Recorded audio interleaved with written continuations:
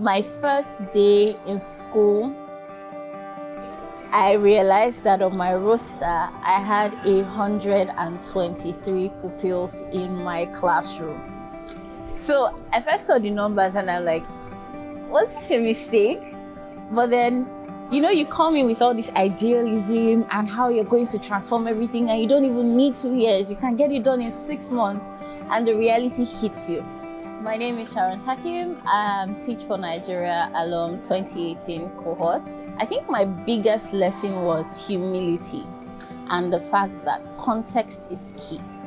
So you might have these grand ideas and all the million things you want to do, but you get into the context and realize that many of the things that you would like to implement need a particular background already done that is not available. So you're not starting from 50 to go to 100, you're starting from 0. So it allows you to take a very honest look about the work that you're doing and helps you see whether that is to make you feel good or to actually effect change. My 2 years in the classroom were over, and I didn't think that continuing in the classroom at that point was going to help me achieve the change that I wanted. So I started to look for other opportunities to do the same thing. And I got into another program that allowed me to work with the state government. Eventually, I was posted to the State Universal Basic Education Board, and that helped me understand the many challenges and the red tape that contributed to our experience in the classroom. So Teach for Nigeria helped me gain clarity as regards my future, and I was certain, and I am certain, that I wanted to continue in education and to change outcomes.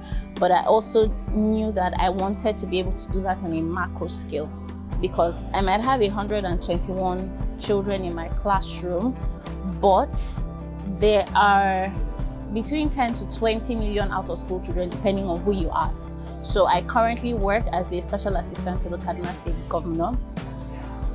Nigeria has a lot of nice sounding policies, but we always seem to fail in the implementation process. So why is this failing? Because there is no context. They sound nice, but they're not adaptable.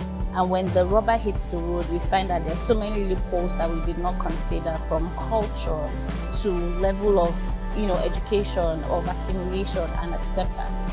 Having a context like mine strips you immediately of the superstar mentality. You know that you can't change the world in 2 years. What you can do is start and then look for other people that you can collaborate with. For instance, when you have a policy and you want it to become a law, no matter how nicely you write it, it has to go through lawmakers, and those lawmakers have to support your bill. Somebody has to sponsor it. Somebody else has to gain support and approve that and keep it moving until it becomes a law. So when you understand that you are just one small cog in that ecosystem, it encourages you to see people as a resource and to acknowledge and celebrate people's diversity and where they are, because you need the teachers in the classroom. You need the lawmakers and the policy makers. You need people that will champion your cause at every level. So it's very important as a person, as an individual, to realize that everybody is a leader in their context, and leadership is a responsibility, not to make you feel like a star, but it's an opportunity to change somebody's life.